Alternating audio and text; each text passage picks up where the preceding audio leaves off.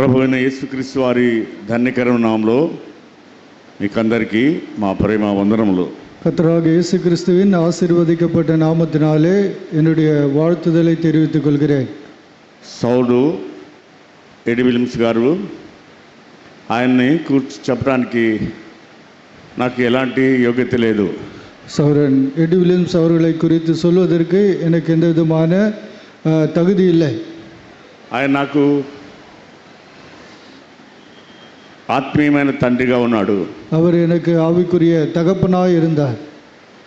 అందరికంటే నన్ను ఎక్కువగా ప్రేమించిన వాడుగా ఉన్నాడు. எல்லாரை காட்டிலும் என்னிடத்திலே அதிகமாக அன்பு கூறுவார். నేను 1985లో సేవకు వచ్చినప్పుడు 1985ஆம் ஆண்டு ஊழியத்திற்கு வந்த பொழுது సేవ పిలుపుందని ఆయనతోనే పంచుకున్నాను. ஊழியத்திற்கான அழைப்பு இருக்கிறது என்று அவரோடு கூட பகிர்ந்து கொண்டேன். సౌడు ఫిలిప్ గారు అన్నారు, నువ్వు పని చేసుకోవచ్చు, సేవ కూడా చేయొచ్చు, దేవుని సేవకు ఎందుకు వస్తావు అన్నాడు.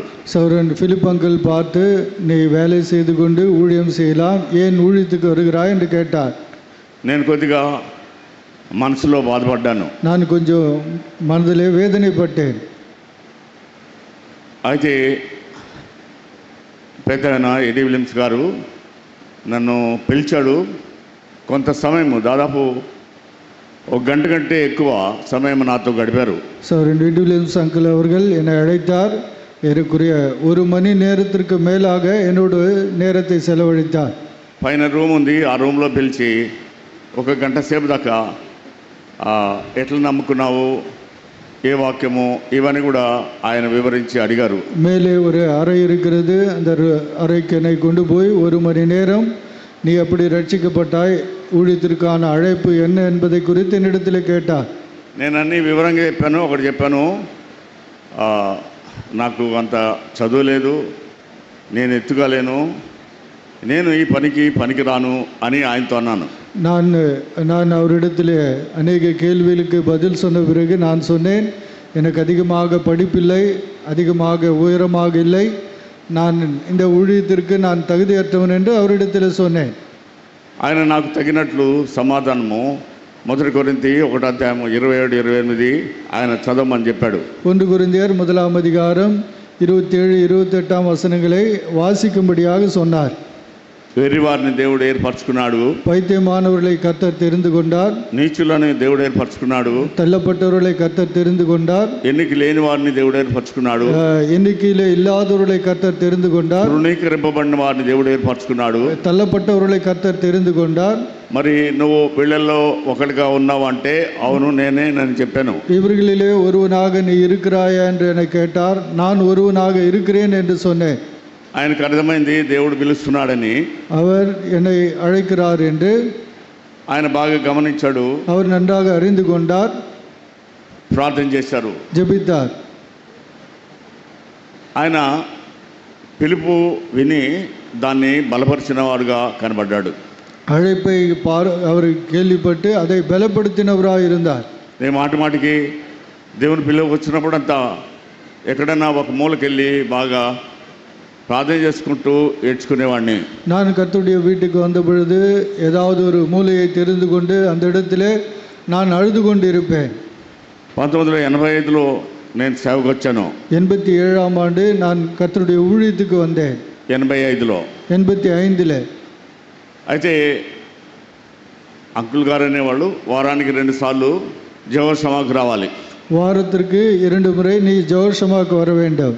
స్థానిక సంఘం సెంట్ థామస్ మౌంట్ కూడా వాళ్ళు కూడా నా కొరకు ఎక్కువగా ప్రార్థన చేశారు. சென்ட் தாமஸ் மவுண்ட் ஸ்தல சபையாக இருந்தது. அவர்களும் எனக்காக ஜெபித்தார்கள். అక్కడ నుంచి నేను గాస్పెల్ క్యాంపెర్కు సంవత్సరానికి 2 సార్లు వెళ్ళేవాళ్ళం. அங்கிருந்து சுவிசேஷ படைமுயற்சிக்காக வருஷத்திற்கு 2 முறை நான் போவேன். సువార్తకు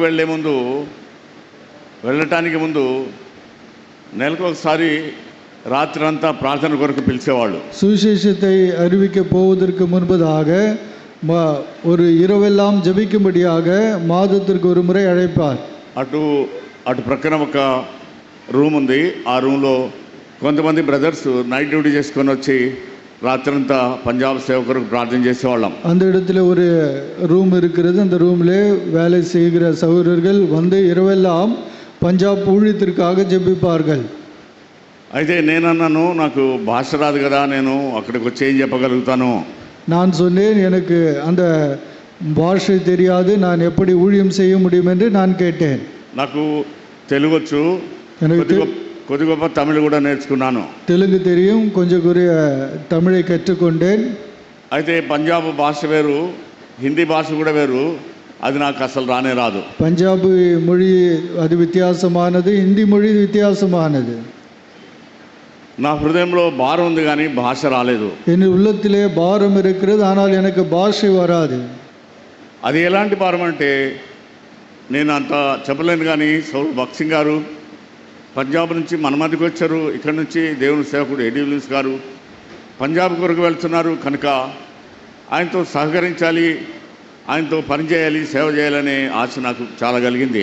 பஞ்சாபிலிருந்து கர்த்தருடைய ஊழியக்காரர் சௌரன் பக்சிங் அவர்கள் நம்மிடத்தில் வந்தார். பஞ்சாபுக்கு நம்மிடத்திலிருந்து சௌரன் எடிவிலியன்ஸ் அவர்கள் போய் ஊழியம் செய்கிறார். அவருக்கு எப்படியாவது தோள் கொடுக்க வேண்டும், ஒத்துழைக்க வேண்டும் என்று நான் நினைத்தேன். ఆయనతో వెళ్ళటానికి కానీ ఆయనతో ఎక్కువ ఐక్యత కలిగి ఉండటానికి కూడా నేను యోగ్యుడిని కాను. அவரோடு கூட ஐக்கியம் கொள்ள, அவரோடு கூட போவதற்கு எனக்கு தகுதி இல்லை. అయితే అక్కడ సేవ కొరకు వెళ్ళాము, ஊழியத்திற்காக போனோம். దానికి ముందు మమ్మల్ని ఎక్కడెక్కడ స్వార్ జపాలో అక్కడికి వెళ్ళి ముందు ఆ స్థలాన్ని ఎక్కడ చేయాలి అన్నీ కూడా చూసుకొని రమ్మని మమ్మల్ని పంపించేవాడు. எந்தெந்த இடத்திலே ஊழியம் செய்ய வேண்டுமோ, சுவிசேஷத்தை அறிவிக்க வேண்டுமோ அந்த இடத்தை நீ போய் பார்த்து வர வேண்டும் என்று சொன்னார். అక్కడ కొన్ని మిషన్ హాస్పిటల్స్, మిషన్ స్కూల్స్ అవన్నీ కూడా చూసి మాట్లాడి ఈ లిటరేచర్ అంతా అక్కడ ముందుగానే చేర్చేవాళ్ళం. அங்கே இருக்கிற ஹாஸ்டல்ஸு, மிஷன் ஹாஸ்டல்ஸு தெரிந்து கொண்டு அந்த புஸ்தகங்கள் எல்லாம் சபைக்கு கொண்டு வந்து சேர்ப்போம். ఆ సమయంలో ఈ యొక్క టెర్రరిస్ట్ సమయం అది చాలా భయంకరంగా. அந்த நேரத்திலே தீவிரவாதிகள் அதிகமாக இருந்த நாட்கள் அது. సాయంకాలం 6 గంటలైతే వీధులన్నీ సైలెన్స్, ఏ అంగడి ఉండదు, ఏ షాప్ ఉండదు. சாயங்காலம் 6 மணி ஆனால் தெருக்கள் எல்லாம் அமைதியாக இருக்கும், எந்த கடையும் திறந்திருக்காது. అందరూ భయంతో ప్రాణాన్ని పెట్టుకునే వాళ్ళు జీవించేవాళ్ళు. எல்லாரும் பயத்தோடு உயிரை கையில் பிடித்து கொண்டு இருப்பார்கள். అయితే మేము వెళ్ళి ఆ గాస్పెల్ క్యాంపెయిన్కి ముందుగా ఇవన్నీ సిద్ధపరిచిన తర్వాత நாங்கள் இந்த காஸ்பல் கேம்பெயினுக்கு முன்பதாக போய் இவைகளை ஆயத்தம் பண்ணின பிறகு ఆ టీం అంతా కూడా మరి అంకుల్ తీసుకొని వెళ్ళేవాడు. அந்த டீமை அந்த இடத்திற்கு கொண்டு போவோம். కొన్ని అనుకూలంగా ఉన్నాయి, కొన్ని అనుకూలంగా కూడా లేవు. சிலை சாதகமாக இருந்தது, சிலது பாதகமாக இருந்தது. అయితే ఆయనకు చాలా నిష్ఠ ఉంది, చాలా దేవుని పట్ల ఎంతో మంట కలిగిన వాడుగా మేము ఆయన చూసాం. அவருக்கு தேவனை குறித்த ஒரு விதமான வைராக்கியம் அவருக்கு இருந்தது. ఏదన్నా చిన్న తప్పు చేస్తే వెంటనే ఖండిస్తాడు, కోపగించుకుంటాడు. ஏதாவது சிறிய தவறு செய்தார் உடனடியாக கோபப்படுவார். అక్కడ మిషన్ ఆ ఏరియాకి వెళ్తే మళ్ళీ మమ్మల్ని అరిచేవాడు. மிஷன் ஏரியாவுக்கு நாங்கள் வந்த பிறகு எங்களை பார்த்து கத்துவார். ఆ దేశానికి మేము పరదేశులము, அந்த தேசத்தில் எங்களுக்கு நாங்கள் பரதேசிகளை போல் இருக்கிறோம். ఎవరు మమ్మల్ని చేర్చుకోరు, யாரும் எங்களை சேர்த்து கொள்ள மாட்டார்கள். ఏదో కష్టపడి వచ్చిరా 2 మాటలతో అక్కడ స్థలాన్ని అన్ని సిద్ధపరిస్తే ఈయన వచ్చి చెదరగొట్టేవాడు. நாங்கள் ஏதோ தெரிந்து தெரியாத வார்த்தைகளை பேசி அந்த இடத்தை ஆயத்தம் பண்ணின பிறகு இவர் வந்து அந்த இடத்துல வந்து திட்டுவார். ఏమంటాడంటే, என்ன சொல்லுவார் என்றால், ఇక్కడ ఎందుకు సిద్ధపరిచారు ఈ స్థలము, இந்த இடத்தை ஏன் நீங்கள் ஆயத்தம் பண்ணினீர்கள், ఇది మనకు అనుకూలమైనది కాదు, இது நமக்கு సాధకமானదல்ல. అట్లా చాలా స్థలాల్లో అట్లా జరిగింది. అనేక இடங்களில் இப்படி நடந்தது. మళ్ళీ కొంత సమయం తర్వాత ఆయన సరే లెటర్స్ ప్రే, మనం ప్రార్థన చేస్తామని అక్కడే ఉండేవాళ్ళం. சிறிது நேரத்திற்கு பிறகு நாம் ஜெபிக்கலாம் என்று சொல்லுவார். కొన్ని స్థలాలు சில இடங்களிலே ఒక హోటల్ ఉంది, ஒரு ஹோட்டல் இருந்தது. అది రోడ్డుకు పక్కనే ఉంటుంది. அது ரோட்டுக்கு பக்கத்தில் இருந்தது. దానికి మేము ఉండటానికి స్థలాలు లేవు. அந்த இடத்திலே நாங்கள் தங்குவதற்கு இடமில்லை. ఆయనకి మాత్రం ఒక చిన్న స్థలము, అంటే అందరం కలిసే ఉంటాము, எல்லாரும் சேர்ந்து இருப்போம். ఆయన ఒక పక్కన ఉంటారు, మేము ఒక పక్కన ఉంటాం. அவர் ஒரு பக்கத்தில் இருப்பார், நாங்கள் ஒரு பக்கத்தில் இருப்போம். పొద్దున్నే పంపు కొట్టి స్నానం చేయాలి అక్కడే. காலையிலே பம்படித்து குளிக்க வேண்டும். అక్కడికి కావాల్సినంత వసతి లేనే లేదు. போதுமான அளவுக்கு அந்த இடத்திலே வசதிகள் இல்லை. అయితే కూడా మాతో కూడా ఆయన ఎంతో కష్టపడ్డాడు, చాలా బాధపడ్డాడు. எங்களோடு கூட அவர் அதிகமாக வேதனைப்பட்டார், பாடுபட்டார். అంటే ఈ రీతిగా పంజాబ్లో చాలా ప్రయాసము దేవుని దాసం ద్వారా మేము చూసాము. அவர் பஞ்சாபிலே தேவனுக்கென்று பட்ட பிரயாசத்தை நாங்கள் பார்த்தோம். ఎంతోమందికి సువార్తను ఇవ్వటం, எத்தனை பேருக்கு சுவிசேஷத்தை அறிவிப்பது. ఉదయాన్నే 9 గంటల 10 గంటలకు మేము బయలుదేరుతాం ఇంట్లోంచి, రూమ్ல இருந்து 9-10 மணிக்கு புறப்படுவோம். ఆ సువార్త దాదాపు 2 గంటలు 3 గంటలకు అయిపోద్ది. அந்த சுவிசேஷ ஊழியமானது 2-3 மணி நேரம் ஆகும். ఎక్కడన్నా హోటల్లో చిన్న ఛాయ్ తాగి కొద్దిగా నాస్తా చేసి ఇంటికి వెళ్తాం. ஒரு சின்ன ஹோட்டலில் டீ குடித்து ஏதாவது சிற்றுண்டி சாப்பிட்டு போவோம். ఎందుకు ఇవన్నీ చెప్తున్నా అంటే, ஏன் இவைகளெல்லாம் சொல்கிறேன் என்றால், ఆయన మంచి దైవజనుడు, నిష్ట కలిగిన వాడు, ఆశ కలిగిన వాడు, భక్తి కలిగిన వాడు కనుక మమ్మల్ని సహిస్తూ మమ్మల్ని ఓర్చుకుంటూ మాతో కూడా ఉన్నాడు. அவர் நல்ல தேவனுடைய ஊழியக்காரனாக அவர் இருந்ததினாலே நாங்கள் எங்களை சகித்து கொண்டு எங்களோடு கூட விருப்பமாக எங்களோடு கூட தங்கி இருந்தார். సువార్త అందరూ ప్రకటించేవాళ్ళము, சுவிசேஷம் எல்லா இடங்களிலும் அறிவிப்போம். అప్పుడు హైదరాబాద్ సిస్టర్స్ కూడా వచ్చేవాళ్ళు, బ్రదర్స్ కూడా వచ్చేవాళ్ళు. హైదరాబాద్லிருந்து సహోదరులు సహోదరిகள் வருவார்கள். అయితే స్వార్థ ప్రకటించినప్పుడు అది మాకెంతో బలంగా, మాకెంతో ధైర్యంగా కనబడింది. சுவிசேஷத்தை அறிவிக்கும் பொழுது அது எங்களுக்கு தைரியமாக பலனாக இருந்தது. ఉదయాన్నే వాళ్ళు షాప్స్ తెరుస్తారు, అప్పటికి మేము చేరుతాం అక్కడికి. காலையிலே அவர்கள் கடை திறப்பார்கள், அதற்குள்ளாக நாங்கள் போய் விடுவோம். చాలామంది విసుక్కుంటారు, చాలామంది తీసుకోరు. சிலர் வாங்க மாட்டார்கள், சிலர் எங்களை பார்த்து முணுமுணுப்பார்கள். ఆయన అందరినీ వాచ్ చేస్తూ ఉంటారు. அவர் எல்லாரையும் பார்த்து கொண்டு இருப்பார். ఎవరు సువార్తిస్తున్నారు, ఒకవేళ టైం పాస్ చేస్తున్నారా, ఇవన్నీ కూడా చూస్తారు ఆయన. யார் சுவிசேஷத்தை கொடுக்கிறார்கள், யார் நேரத்தை வீணடிக்கிறார்கள் என்பதை குறித்து பார்ப்பார். అయితే దేవుని కృపను బట్టి మరి సువార్తలో నేను కూడా ఒక సువార్త సేవ చేయడానికి దేవుడు నాకు అవకాశం ఇచ్చాడు. கர்த்தருடைய கிருபையினாலே கர்த்தருடைய சுவிசேஷத்தை அறிவிக்கக்கூடிய ஸ்லாக்கியத்தை எனக்கும் கொடுத்தார். ఇందులో నా అతిశయం లేదు, నా గర్వం లేదు. దేవుని యొక్క కృపను బట్టి ఈ పరిచయంలో నాకు కూడా ఒక భాగం దేవుడు ఇచ్చాడు. இதில் எனக்கு எந்த பெருமை இல்லை. நான் கர்த்தர் கிருபையாக இந்த ஊழியத்தில் ஒரு பங்கை கொடுத்தார். కొన్ని స్థలాలకు వెళ్ళినప్పుడు, சில இடங்களுக்கு போகும் பொழுது కొందరు తెలుసు, కొందరు తెలియదు. சிலர் தெரியும், சிலர் தெரியாது. కొంతమందిని కొట్టారు కూడా, சிலரை அடித்தார்கள். ఒక పెద్ద ఆజానువాహుడు, పెద్ద ఎత్తుగా ఉంటాడు సర్దార్జీ. ஒரு சர்தார்ஜி உயரமாக இருந்தார். నేను వాళ్ళ దగ్గర చాలా చిన్నవాడిగా కనపడతాను. அவன் இருந்துட்டு அவருக்கு முன்பாக சிறியவனாக நான் இருந்தேன். అయితే వాక్యాన్ని గురించి చెప్తే నాకు తెలియనట్టు ఆయన ఒకసారి ఈ మూతి మీద బాగా గుద్దాడు. நான் சொல்கிற வசனம் அவருக்கு புரியாததினாலே என் முகத்திலே குத்தினார். ఆ సహోదరుడు ఆ సమయంలో కొంతమంది, ఆయన కుమారుడు ఫిలిప్ కూడా ఉన్నాడు. அந்த நேரத்திலே அவருடைய மகன் பிலிப் கூட அந்த இடத்துல இருந்தார். ఇంకో స్థలంలో సువార్ చేసినప్పుడు టెర్రరిస్ట్ నన్ను తీసుకొని చాలా దూరం తీసుకెళ్లారు. ஒரு இடத்துல சுவிசேஷத்தை அறிவிக்கும் போது இந்த தீவிரவாதிகள் என்னை ஒரு இடத்திற்கு கொண்டு போனார்கள்.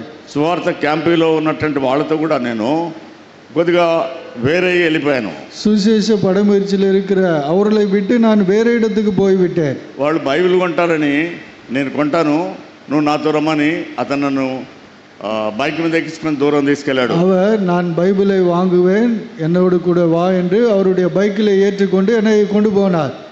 అయితే ఎందుకు ఈ పని చేస్తున్నారు అని అడిగాడు. ஏன் இந்த வேலை செய்கிறீர்கள் என்று கேட்டார்கள். నేనంత సరైన సమాధానం చెప్పలేకపోయాను. நான் சரியாக அவருக்கு பதில் சொல்ல முடியவில்லை. ఇది దేవుడు చెప్పాడని ఒక వాక్యం చెప్పించాను. మత్తయి సువార్త 28, వెళ్ళండి సర్వస్వ సువార్తను ప్రకటించమని దేవుడు చెప్పాడని ఆ మాట తీర్చి చూపించాను వాళ్ళకు. மத்தேயு 28ஆம் அதிகாரத்திலே நீங்கள் புறப்பட்டு போய் சகல ஜனங்களுக்கும் சுவிசேஷத்தை அறிவிங்கள் என்ற அந்த வசனத்தை அவர்களுக்கு எடுத்து காண்பித்தேன். అయితే ఈ దేశంలో మీరు వింటున్నారు కదా, టెర్రరిస్ట్ అనేవాళ్ళము మేమేనని మాకు చెప్పారు. நீங்கள் தேசத்தில் தீவிரவாதிகள் என்று கேள்விப்படுகிறீர்களா, அவர்கள் தான் நாங்கள் என்று சொன்னார்கள். అప్పుడు నేను అన్నాను, ఏం చేయాలి నేను? அப்பொழுது நான் என்ன செய்ய வேண்டும்? అది బందూక్ అంటే తుపాకీ చూపించారు. அவர் அந்த துப்பாக்கியை காட்டினார். నేను మిమ్మల్ని పరలోకం చేరుస్తానని అన్నాడు. உங்களை பரலோகத்துக்கு சேர்க்கிறேன் என்று சொன்னார். నేను అన్నాను, நான் சொன்னேன், చాలా సంతోషము, மிகவும் சந்தோஷம். ఒకవేళ నేను పరలోకం పోతే దేవునికి ఘనత ఉంటుంది, நான் பரலோகத்திற்கு போவேன் என்றால் தேவனுக்கு மகிமை உண்டாகும், నా ప్రాణాన్ని గురించి నా ప్రభువుకే చింత కానీ నాకు చింత లేదని చెప్పాను. என்னுடைய உயிரை குறித்த கவலை எனக்கில்லை, என்னுடைய ஆண்டவருக்கு தான் என்று சொன்னேன். అయితే నా మాటలు విని వాళ్లకు ఒక రకమైన దయ వాళ్ళలో పుట్టింది. இப்படி நான் பேசுகிறதை கேட்டு என் பட்சத்தில் அவர்களுக்கு தயவு காட்டினார்கள். వాళ్ళు ముగ్గురు వ్యక్తులైతే 2 బైబిళ్ళు పంజాబీ బైబిల్ కొనుక్కున్నారు. அவர்கள் 2 பைபிள் பஞ்சாபி பைபிளை காசு கொடுத்து வாங்கினார்கள். తర్వాత టీ దాపించారు, அதன் பிறகு டீ கொடுத்தார்கள், నాస్తా కూడా తినిపించారు, நாஸ்டா கூட கொடுத்தார்கள். తర్వాత ఎక్కడ మీ ప్రజలు ఉన్నారో అక్కడ తీసుకెళ్తాను అదే బైబిల్ తీసుకొచ్చి వాళ్ళ మధ్యలో వదిలిపెట్టి వెళ్ళిపోయాడు. எங்கே உடைய ஜனங்கள் இருக்கிறார்கள் அந்த இடத்துல விடுகிறேன் என்று அதே பைக்கில் கொண்டு வந்து என்னை விட்டு விட்டார். అంటే అంత సులభం కాదు, కానీ చాలా కఠినమైంది. దేవుని దాసుని ద్వారా మాకు అనుగ్రహించబడింది. இது కఠినமான இருந்தாலும் தேவனுடைய தாசன் மூலமாக இவைகள் எனக்கு கற்றுக் கொடுக்கப்பட்டது. స్వార్థలో ఆయన చాలా మాకు బలము, వెన్నెముక లాంటి వాడు. சுவிசேஷத்திலே அவர் எங்களுக்கு மிகுந்த இரட்டத்தினையான பலனாக இருந்தார். వెన్నెముక அவர் முதுகெலும்பை போல இருந்தார். అంటే వెన్నెముక లేకపోతే మనం నడవలేం కదా. அந்த முதுகெலும்பு இருந்தால் நம்மால நடக்க முடியாது. ఆయన ప్రార్థన, సువార్త, அவருடைய ஜெபம், அவருடைய சுவிசேஷ ஊழியம் మమ్మల్ని బలపరచడం, எங்களை பலப்படுத்துவது. 5 గంటల లోపలే లెగవాల్సిందే. 5 மணிக்கு எழுந்திருக்க வேண்டும். 5 గంటలు లేచి ఆయనకు టీ కానీ కాఫీ కానీ అందియాలి మేము. அவருக்கு 5 மணிக்கு டீயாவது காஃபியாவது கொடுக்க வேண்டும். 6 గంటలన్నీ ఆయన పనులన్నీ పూర్తి అయిపోతాయి. 6 மணிக்கு எல்லா வேலையும் முடித்து விடுவார். పొద్దున్న 7 గంటలకు అందరికి ఫ్యామిలీ ప్రేయర్ జరుగుద్ది. 8 மணிக்கு குடும்ப ஜெபம் நடக்கும். ఆ ఫ్యామిలీ ప్రేయర్ చేసుకుంటూ ఆ మధ్యాహ్నం బ్రేక్ఫాస్ట్ చేసుకోవాలి, మధ్యాహ్నానికి అన్నం కూడా చేసుకోవాలి టీం వాళ్ళు. அந்த ஃபேமிலி பிரேயர் முடிஞ்ச உடனே காலை உணவு, மத்தியானத்துக்கு ஆகாரத்தை நாங்கள் ஆயத்தமாக்க வேண்டும். అది కొద్దిగా టైట్ షెడ్యూల్గా ఉంటుంది, టైట్గా ఉంటాం మేము. அது இந்த மிகவும் அலுவலாக நாங்கள் இருப்போம். నేను కొన్నిసార్లు సువార్తకి వెళ్ళేటప్పుడు சில நேரங்களில் சுவிசேஷத்துக்கு போகும்போது అంటే ఎక్కువ భారాన్ని కలిగి వాళ్ళ దగ్గరికి వీళ్ళ దగ్గరికి 2-3 సార్లు మిస్ అయిపోయాను. நான் அங்கே இங்கே போய் 2-3 முறை நான் காணாமல் போய்விட்டேன். అడ్రస్ తెలుసు కాబట్టి ரிக்ஷாலெக்கி ఆ அட்ரஸ்க்கு వెళ్ళి ఇంటికి போயிடுவேன். அட்ரஸ் தெரிஞ்சதுனாலே அந்த ரிக்ஷா பிடித்து நான் வீட்டுக்கு போய் விடுவேன். ఒకసారి 2 సార్లు నాకు వార్నింగ్ చెప్పారు. ஒரு முறை 2 முறை என்னை பார்த்து எச்சரித்தார். నువ్వు టీంలోనే ఉండాలి, టీం నుంచి బయటకు వెళ్ళకూడదు. టీంలో இருக்க வேண்டும், టీமை விட்டு நீ வெளியே போகக்கூடாது. అయితే దేవుని కృపను బట్టి ఎంతో స్వార్థ విస్తారంగా ఏదేది దేశం తెలియదో ఆ దేశాలు ఆ ఊళ్ళని కూడా వెళ్ళాం. எந்தெந்த தேசம் எங்களுக்கு தெரியாதோ அந்த தேசத்துக்கெல்லாம் சுவிசேஷத்தை நிமித்தமாக நாங்கள் போனோம். అక్కడ స్వార్థ ప్రకటిస్తే మధ్యాహ్నం అప్పుడు ఎవరైతే ఎక్కువ ప్రకటిస్తారో వాళ్ళకు ఒక్కొక్క ఐస్ క్రీమ్ ఇచ్చేవాడు. சுவிசேஷத்தை அதிகமாக யார் விற்கிறீர்களோ அவர்களுக்கு மத்தியான நேரத்தில் ஒரு ஐஸ்கிரீமை வாங்கி கொடுப்பார். అప్పుడు నాకు 2 ఐస్ క్రీమ్లు ఇచ్చేవాడు. அப்பொழுது எனக்கு 2 ஐஸ்கிரீமை வாங்கி கொடுப்பார். అంటే మమ్మల్ని బలపరచడానికి, మా సంతోషం అధికం చేయడానికి, దేవుని పనిలో వాడబట్టడానికి ఇవన్నీ కూడా ఆయన మా కొరకు చేస్తూ వచ్చారు. எங்களை பலப்படுத்தும்படியாக, எங்கள் சந்தோஷம் மிகுதியாக இருக்கும்படியாக எங்களுக்காக இப்படி செய்வார். ఆయన మాకు టయాన్ని కరెక్ట్గా మాకు నేర్పించాడు. நேரத்தை கடைபிடிக்கிறதை எங்களுக்கு கற்றுக் கொடுத்தார். ఉదయం 9 గంటలకు ఆరాధన అంటే 9 గంటలకు కరెక్ట్గా రావాల్సిందే. 9 மணிக்கு ஆராதனை என்றால் 9 மணிக்கு கண்டிப்பாக வர வேண்டும். ఒకవేళ 5 నిమిషాలు లేట్ వస్తే కూడా ఒప్పుకోడు. 5 நிமிடங்கள் காலதாமதமாக வந்தாலும் அவர் ஒத்துக்கொள்ள மாட்டார். అది ఏ మీటింగ్ అయినా సరే టయానికి రావాల్సిందే. என்னவா இருந்தாலும் நேரத்திற்கு வர வேண்டும். ఆయన దగ్గర నేను నేర్చుకున్నాను. அவரிடத்திலே நான் இதை కற்றுకొண்டேன். అంతేకాకుండా అలసిపోయిస్తే అందరికీ పండుకుని అక్కడ గాస్పెల్ మీటింగ్లో కూర్చున్నప్పుడు అందరికీ నిద్రే వస్తుంది. நாங்கள் கலைத்து போன பிறகு சுவிசேஷ கூட்டத்தில் உட்கார்ந்தால் எல்லாருக்கும் நித்திரை வரும். ఆయన కూడా అలసిపోయారు, அவர் கூட கலைத்து போவார், మేమందరం కూడా అలసిపోతాం. நாங்களும் கலைத்து போவோம். ఆ మీటింగ్లో కూర్చున్నప్పుడు అందరికీ నిద్ర వచ్చేస్తుంది. அந்த கூட்டத்தில் உட்கார்ந்தால் எல்லாருக்கும் தூக்கம் வரும். నాకు కొద్ది గొప్ప తెలుగు వచ్చు కాబట్టి అందరి ముందు నన్ను ప్రభుదాస్ తూగాదే అని అంటాడు. எனக்கு கொஞ்சம் தமிழ் தெரியாதனாலே கூட்டத்தில் இருக்கிற என்னை பார்த்து பிரபுதாஸ் நீ தூங்காதே என்று சொல்லுவார். వాళ్ళు ఏమనుకుంటారు, ఏదో పని చెప్పాడులే అని కనుక అనుకుంటారు. அவர்களுக்கு தமிழ் தெரியாததுனாலே ஏதோ ஒரு வேலை செய்ய சொல்லுகிறார் என்று நினைப்பார்கள்.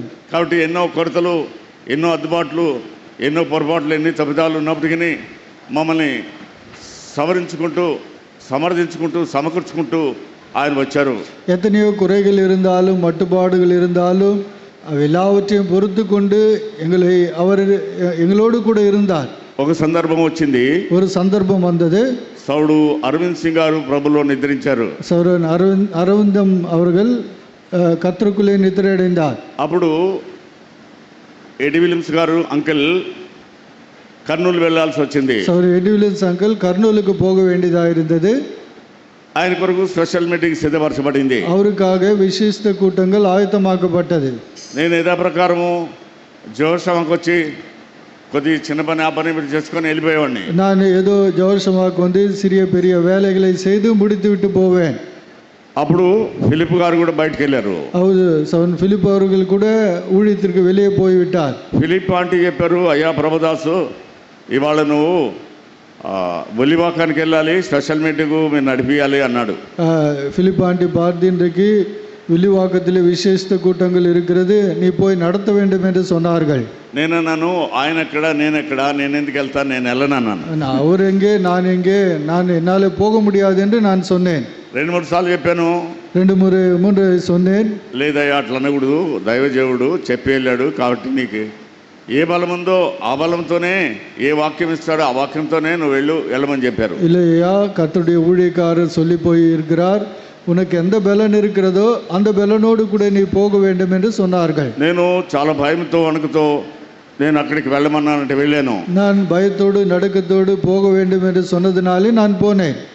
అయితే వాళ్ళకు కూడా చెప్పాను, అయ్యా దేవుడు తన దాసులను నన్ను పంపించారు, నేను వచ్చానని చెప్పాను. தேவனுடைய தாசன் என்னை அனுப்பினார், அதனாலே நான் வந்தேன் என்று சொன்னேன்.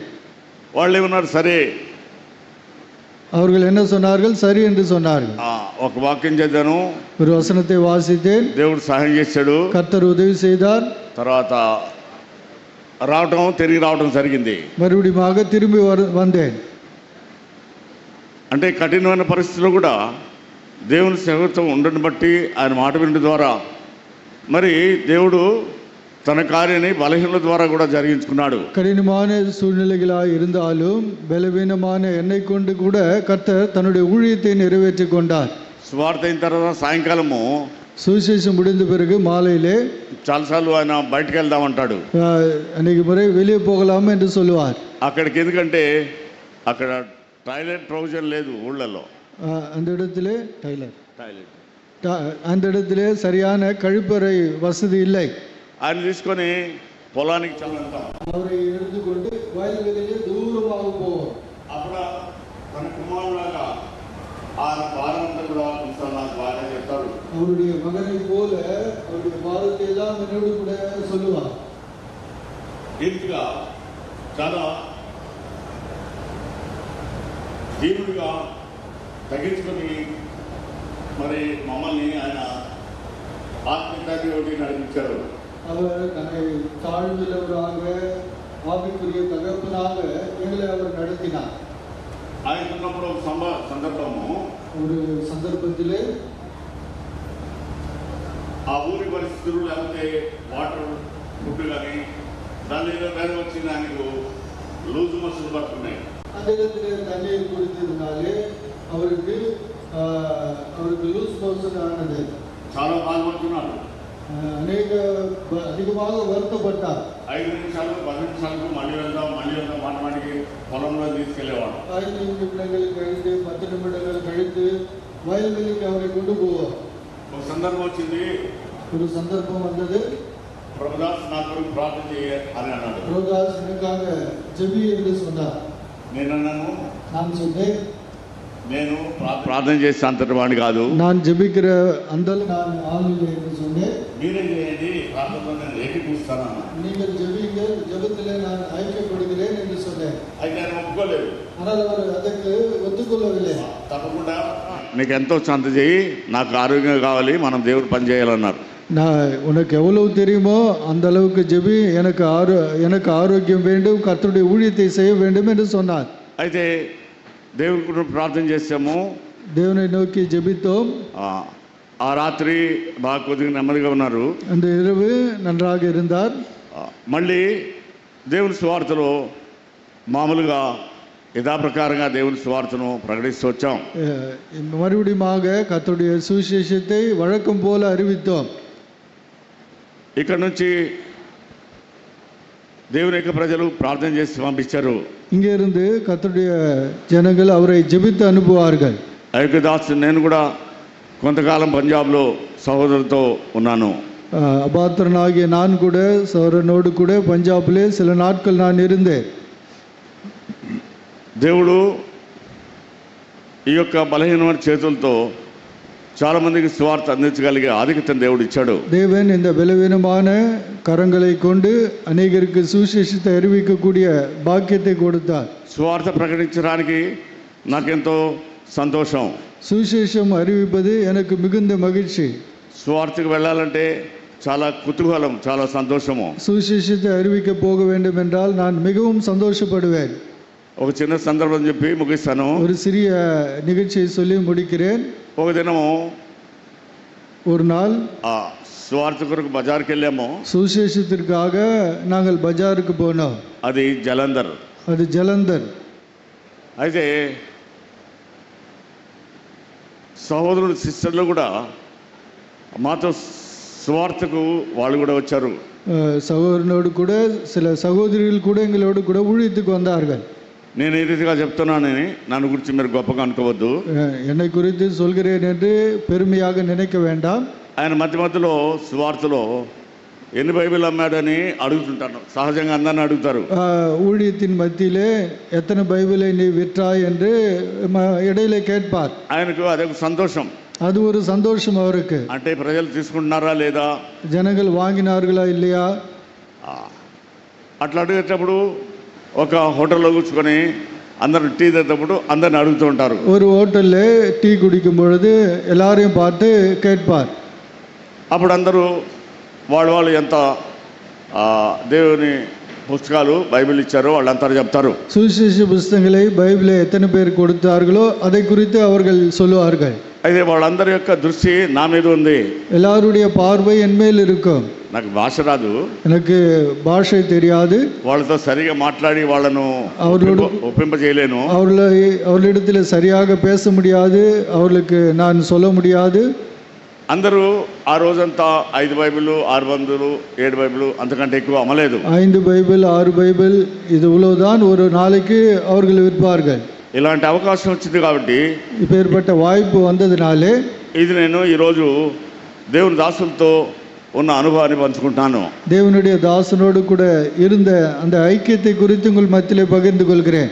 ఆ రోజు నేను దాదాపు 39 బైబిళ్ళు అమ్మాను. அந்த நாளிலே ஏறக்குறைய 30 பைபிளை நான் விற்றேன். అంటే ఈ గాస్పెల్ సేల్స్ అంతా నా దగ్గరే ఉంటుంది. இந்த గాస్పెల్ விற்ற பணம் எல்லாம் என்னிடத்தில் இருக்கும்.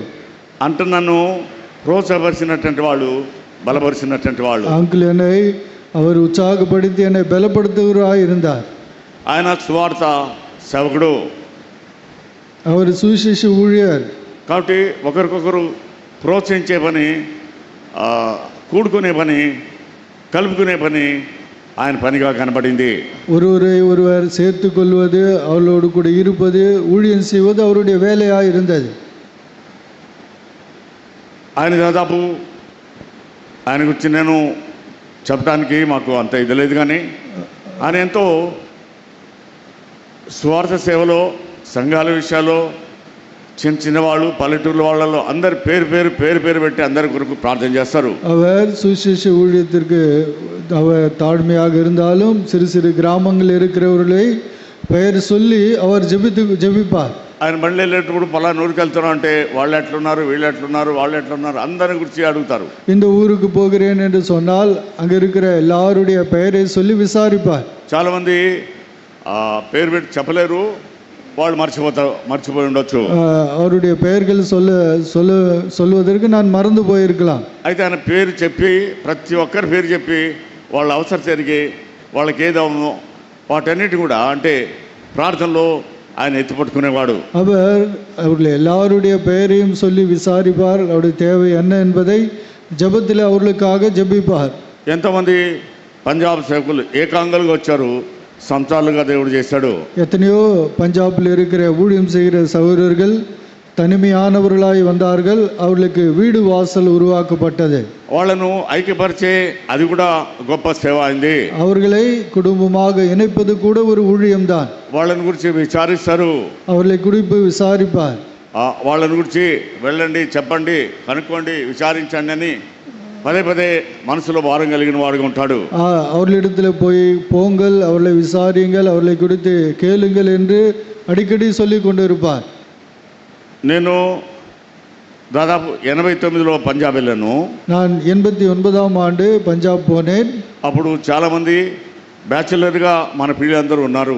அப்பொழுது அநேக பேர்கள் தனிப்பட்டவர்களாக இருந்தார்கள்.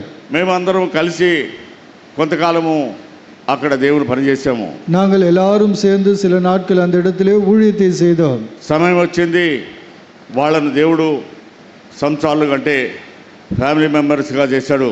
அவர்கள் நேரம் வந்த பொழுது அவர்களை குடும்பஸ்தர்களாக செய்தார். అక్కడికి స్థలాలు లేకపోతే దేవుని మందిరం పట్ల ఆయనకు ఎంతో భారము, ఎంతో మక్కువ కలిగిన వాడు ఉన్నాడు. சொந்தமான இடம் இல்லாத இடங்களை குறித்து அவர் பாரமுள்ளவராக இருந்தார். మాటి మాటికి మా దగ్గరికి వస్తూ విజిట్ చేస్తూ మమ్మల్ని విచారించేవాడుగా ఉంటున్నాడు. அடிக்கடி எங்களிடத்தில் வந்து எங்களை சந்தித்து எங்களை விசாரிக்கிறவராக இருந்தார். అయితే ఇప్పుడు ప్రభువులో నిద్రించిన తర్వాత ఒక పెద్ద తల లేకుండా పోయింది అని మా మనసులో దిగులు బాధపడింది. அவர் கர்த்தருக்குள்ளே மரித்ததினாலே இப்பொழுது எங்களுக்கு ஒரு பெரியவர் இல்லையே என்கின்ற வேதனை எங்களுடைய உள்ளத்தில் இருக்கிறது. ఒక పెద్ద వ్యక్తి నడిపించేవాడు, ఆదరించేవాడు, కనికరించేవాడు, ప్రేమించేవాడు, సహకరించేవాడు, గద్దించేవాడు, ఇలాంటి వ్యక్తిని మేము పోగొట్టుకున్నాం. ஒரு பெரிய தலைவராக, அவர் நேசிக்கிறவராக, கண்டிக்கிறவராக, பராமரிக்கிறவராக, பலப்படுத்துகிறவராக இருக்கிறவரை நாங்கள் இழந்து விட்டோம். ప్రియులారా, பிரியமானவர்களே, ఇలాంటి అవకాశం నాకు కూడా ఇవ్వబడింది. మేము ఎంతో కృతజ్ఞము. இந்த வாய்ப்பு தகுதியற்ற எனக்கு கூட கொடுக்கப்பட்டது. நாங்கள் நன்றியுள்ளவர்களாக இருக்கிறோம். ఆయన నేర్పించిన విషయాలు, నేర్చుకున్న విషయాలు మర్చిపోకుండా వెంబడించడానికి, ప్రేమించడానికి, సేవించడానికి ఆయన మాకు వెంటైన కృపను అనుగ్రహించాలి. அவர் எங்களுக்கு கற்றுக் கொடுத்த அந்த பாடங்களை நாங்கள் மறந்து போகாமல் தொடர்ந்து நேசிக்கிறது, ஊழியம் செய்வது, இப்பேற்பட்ட காரியங்களை பின்பற்ற தேவன் எங்களுக்கு உதவி செய்ய வேண்டும். కాబట్టి మా కొరకు కూడా మీరు మీ ప్రార్థనలో జ్ఞాపకం చేసుకున్నాను. எங்களுக்காக குடும்பங்களிலே நீங்கள் ஜெபியுங்கள்.